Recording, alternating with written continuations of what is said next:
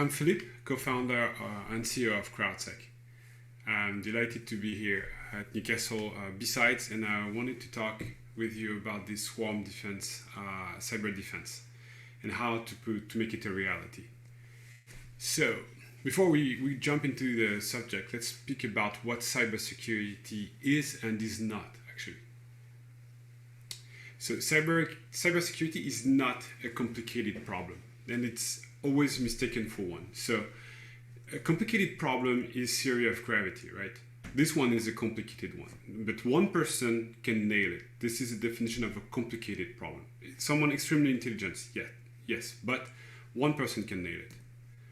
A complex one, though, is to send people to the moon. You cannot make it a one-man mission, right? You need collaboration on a large scale. You need many people involved, many field of engineering involved. You cannot do it on your own as compared to relativity. So this is a complex problem. And for 40 years, we've addressed a complicated problem instead of a complex one. We thought like cybersecurity issue is a complicated problem. It's not. Proof is we tried outpowering hackers.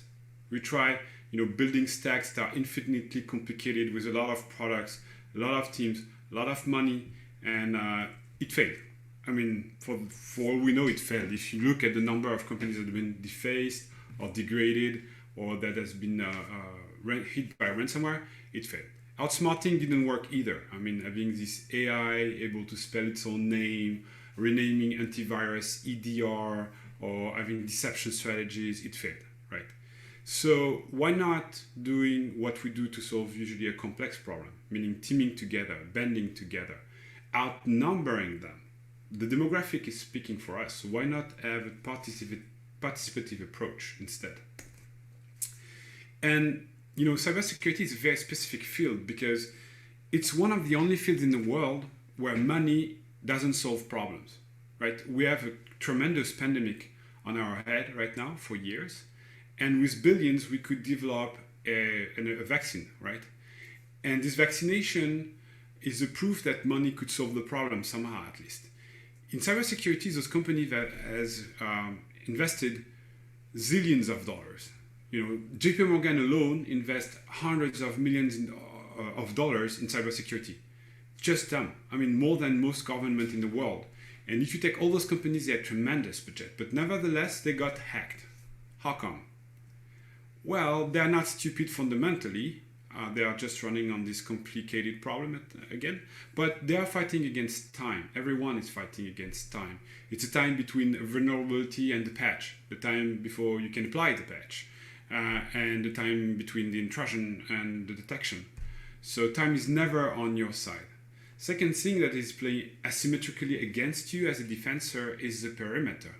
The perimeter exploded, literally. I mean, before we had a garden wall called the DMZ, where we would store all the machines that were sensitive and all the services and all the data.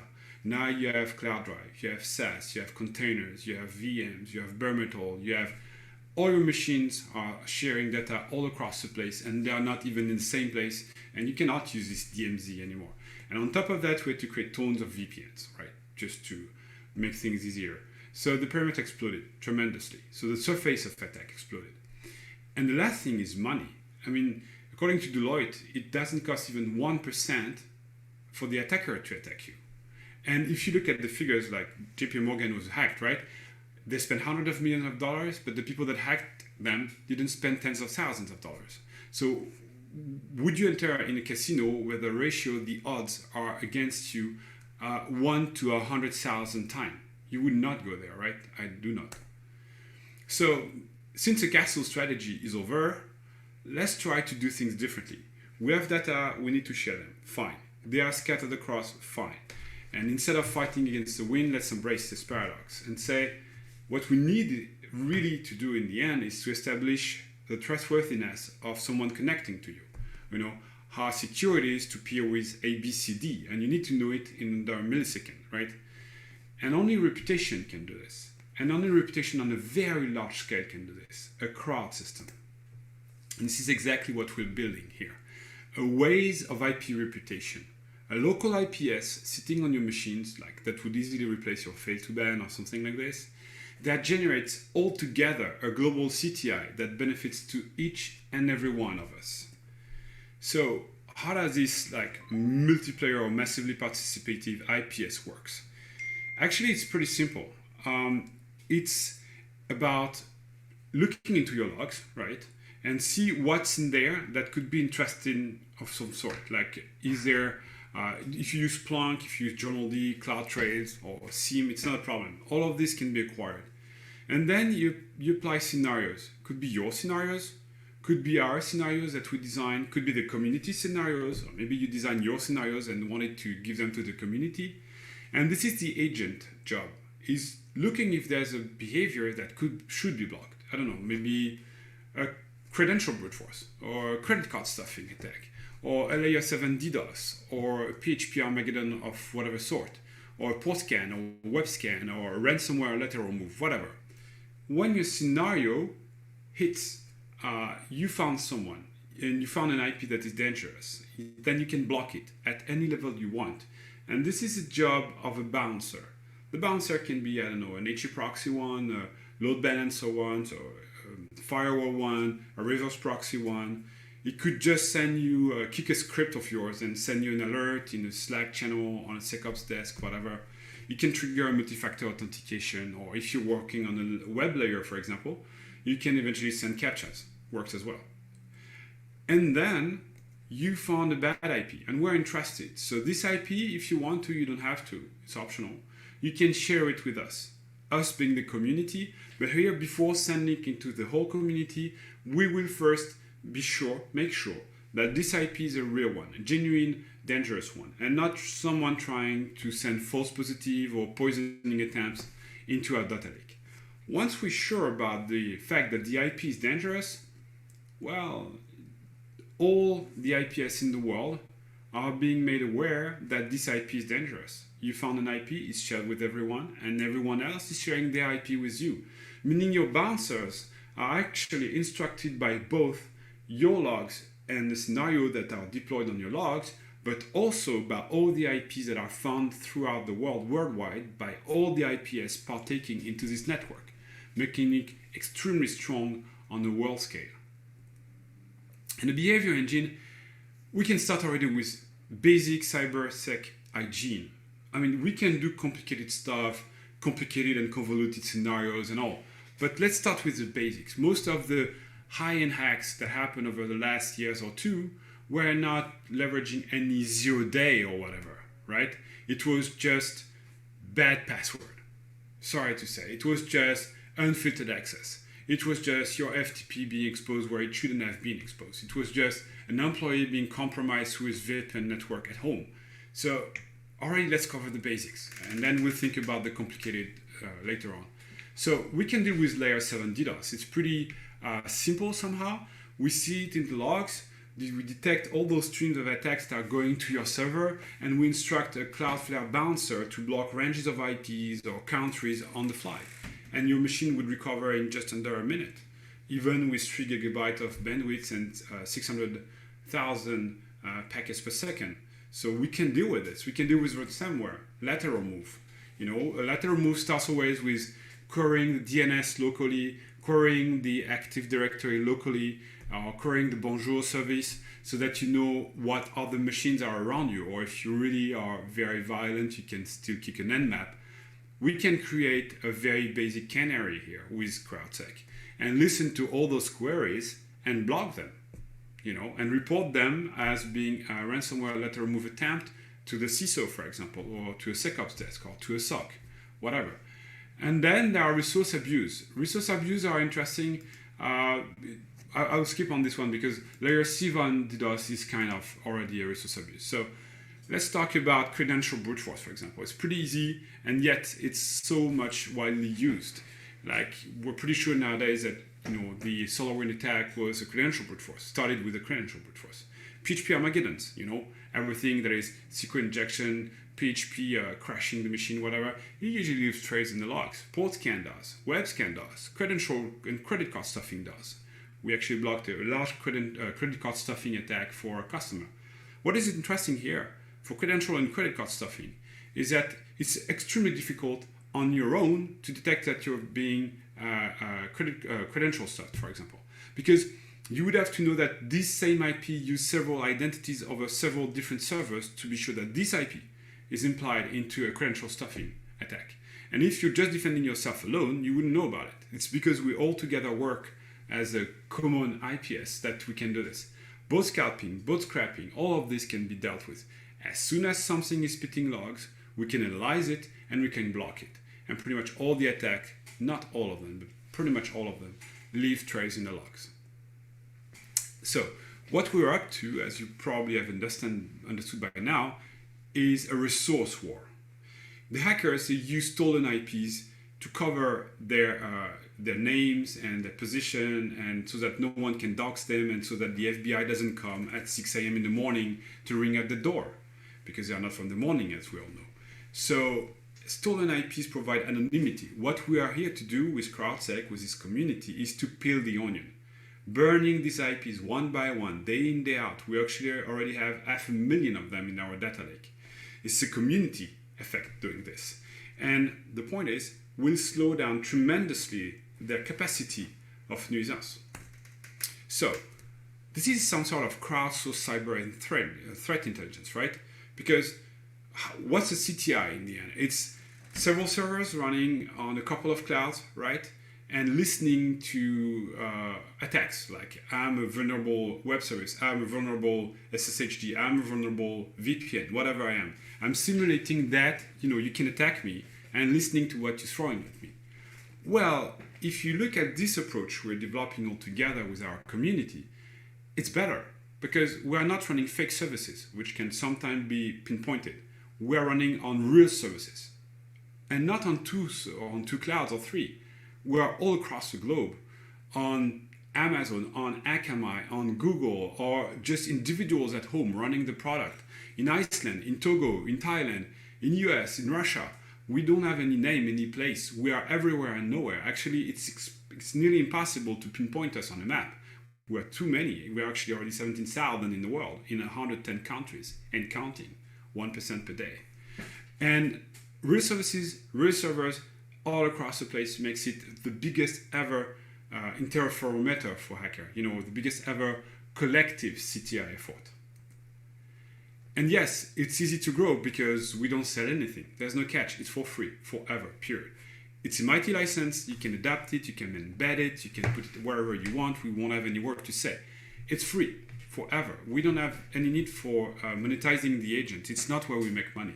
We make money toward people that are not sharing with us, but still want to use a product.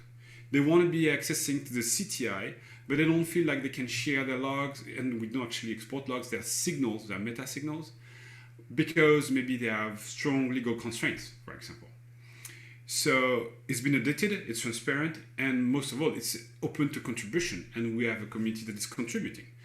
Sending new patch, new scenarios, new bouncers, so that the system grows bigger and bigger and can cover more use case by the day.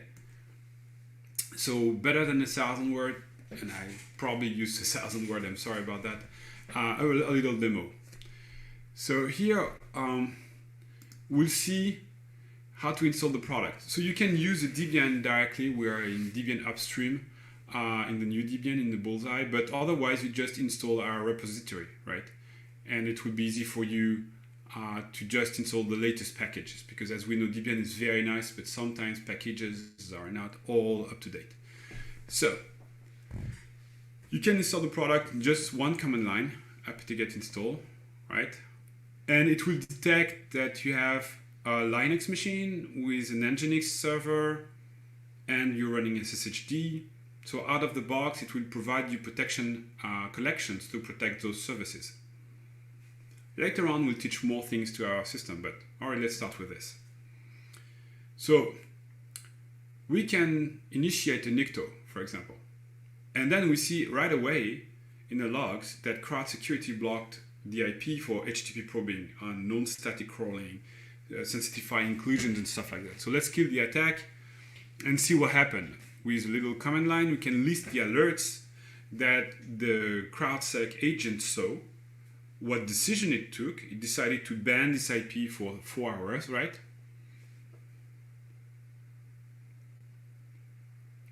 But if we try to connect to the machine, we still can. How come? It's because, as I told you, CrowdSec is a two-part system.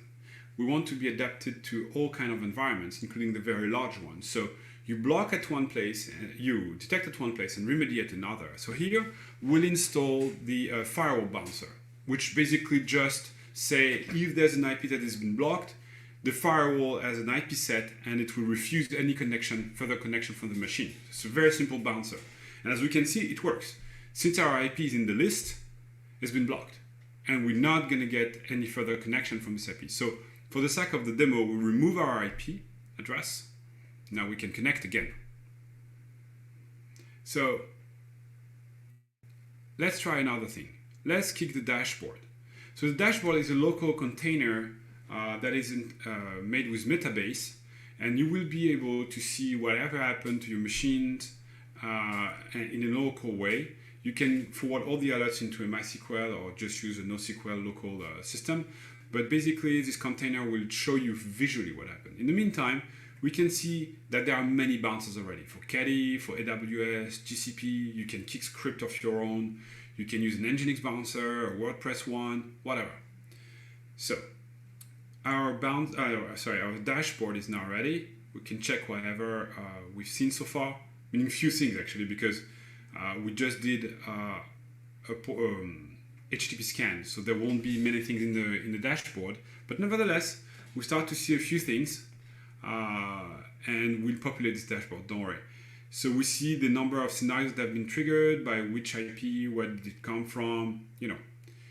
So now let's check our logs again, and we see that this machine is actually logging the packet drops. You know, when someone is connecting to the machine but is not allowed to, the firewall drops it and logs it. So we can teach our dog a new trick. We can teach it to actually deal with IP tables log. IP tables or NF tables, by the way. And as we see now, if we look at the logs and we initiate an nmap scan, we'll see that the nmap is blocked right away. And, that the nmap is blocked right away for multi-scan port. And that our IP has been included into the IP set, hence the firewall will be blocking us. So this is a decision that has been taken for multi-scan port. We did a brute force just before, a search brute force. And yeah, we cannot connect anymore. Now, fun thing is, you can replay all logs if you want. You know, in the context of a forensic, for example, or maybe you just want to see if your scenarios are fine-tuned and are catching whatever you want to catch. So here we are replaying logs that are a year old, and we see, you know, everything that it's detected, like HTTP probing, file inclusion, and so on and so forth, since it's a web service. And if we update our container, our metabase, we see a lot more information, right? So this is it for the demo. It's a very simplistic one because, of course, you can do way more things with the product. Whoops, sorry. Now, let's talk about poisoning and false positivity. It's a really big problem when you're running a large network and you're not sure that everyone is willing to collaborate positively into this network. If someone is trying to send us false information, we have to deal with this and not carry this information into the whole network. So we have a trust rank system. This trust rank system is based on how long you've been in the network, how reliable the information you sent to us were, and how consistently they have been correlated and integrated into the consensus. So once you've spent 6 months sending proper informations, we consider you as trustworthy, and you can become a network validator. So you reach a higher consensus level, higher trust rank level. So if other people in the network that are not yet at that level, you will be validating their signals eventually, right? And they will rise in trust rank as well.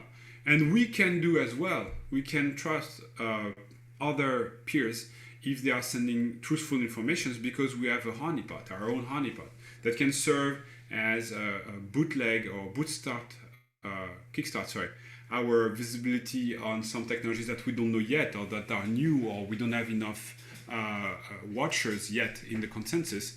Maybe we have not enough PrestaShop, for example. Then we will start many PrestaShop systems to check, if we have a good visibility over it. Long story short, our honeypot is here to double check other signals. We have a whitelist as well.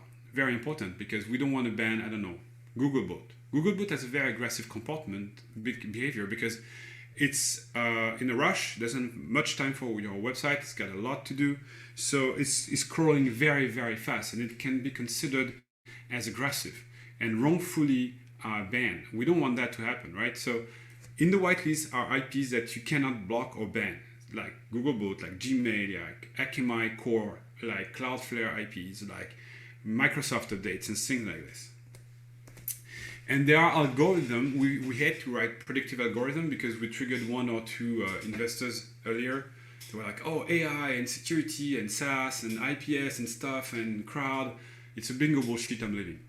So I don't know, AI is around for, 20 years. It's used day in, day out, but they still are, triggered by stupid stuff. No matter, we use algorithm to be sure that if an IP is distributing, or rather an actor is distributing his attack around several IPs, a lot of IPs, just to go under the level, the threshold of noise that we can detect, we would see it. Like if IP A, B, C, and D are working together to achieve something, but are not noisy enough to be caught by our scenarios, we will still see it through this algorithm. And once it's done, we integrate it into the IP reputation system and distribute it around the globe. Or actually, it's a little bit more complicated, but a little bit more interesting as well. All the IPs that are collected by the agents are going into the smoke data lake, right? Whatever happens, whether they are confirmed or not. Into the smoke data lake, we can distribute those IPs to reinforce your CTI, your SIEM, your SOC team, your SecOps operations, so that you have a good view on what's happening with this IP. You confirm what you found yourself. But it's just smoke. But there's no smoke without fire. If the IP has been confirmed by the network, by the consensus I just explained before, it enters the fire data lake. And the fire data lake is banned, right? It instructs all over the world, all the IPS, that this IP should not be trusted under any circumstances, and you should deal with it. Whatever the way you deal with it, it could be blocking, could be reporting, could be whatever, the bouncer has to do something. So we instruct all the bouncer worldwide to do something against it. This is a fire data lake. Oops, sorry. And as a matter of fact, we are GDPR compliant. So it's less important than it used to be for UK because it's an EU regulation, but jokes apart, it's important for us all to have a private life, right? And we're very serious about that at CrowdSec. So we do not export your logs, ever. They stay local. You treat it locally with the agent, and we just get back the timestamp, the offending IP, and the behavior it had. And this is enough for us to protect everyone else and have this IP dealt with the consensus or the smoke database. And you don't have any online dependency. And by the way, if you don't want to share anything, you can. The way we make money is through fleet features for very large corporations. We have tier 1 hosting company working with us, and they want to have instrumentation on a large scale, to pilot and deploy and have an overview of what's happening over the network. Those are our customers. Or we can also sell API access to our CTI to people that are not partaking into the effort. If you're sharing with us, it's free for you, including the CTI. If you're not sharing with us, you're not reinforcing the system, so you pay your access, as simple as it is. To date, we already have 17,000 plus installations across 110 countries in under a year, right? So it's growing by the day. We already have blocked or detected, say, 500,000 malicious IPs, and the fire database is around 20,000 IPs, I think, to date, and it's growing also. We have use cases, scenarios for many kind of industries, hosting, universities, whatever. I mean, we block DDoS, botnets, credit card sufferers. We protect pretty much whatever can be protected. It doesn't have any typology. By the way, we're also preparing a Microsoft Windows port of the software. It's written in Go, so it's very easy to carry around because those machines need some help as well. And in 2024, we hope we will be 1 million machines in our network, making it the biggest ever move to cripple the cyber criminal industry by having the biggest CTI on Earth and a common product to us all to help each other. And that's it. That's pretty much it. I'm delighted I could speak with you all in Newcastle. I would have loved to be physically here, but this problem we have with the COVID didn't allow me to. But I'll be delighted to answer any question if you have some.